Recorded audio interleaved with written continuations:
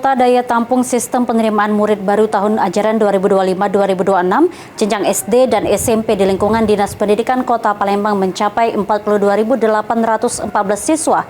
Daya tampung SD 22.900 murid dari 249 sekolah dan SMP sebanyak 19.978 siswa dari 61 sekolah.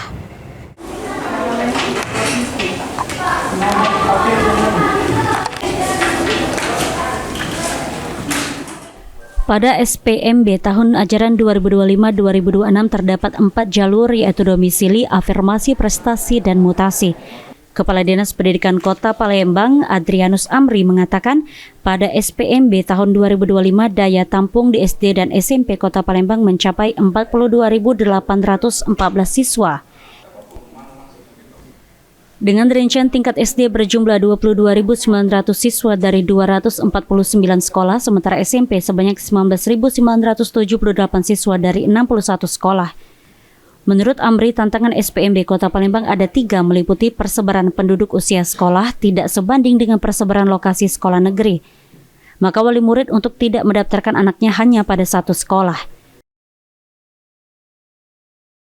Untuk SPMB tahun 2025 ini untuk SD daya tampung kita sebanyak 19.914 orang dan untuk SMP sebanyak 22.900 orang dari total daya tampung. Mungkin sedikit Pak, kan dari terjadi permasalahan kemarin kan adanya yang pendaftaran yang di sekolah tertentu yang membludak Pak ya. Yeah. Kadisdik Kota Palembang menghimbau para wali murid untuk tidak mendaftarkan anaknya melalui orang lain atau calo yang meminta biaya, karena pendaftaran sekolah tidak memungut biaya. Ilham Wahyudi, PAL TV.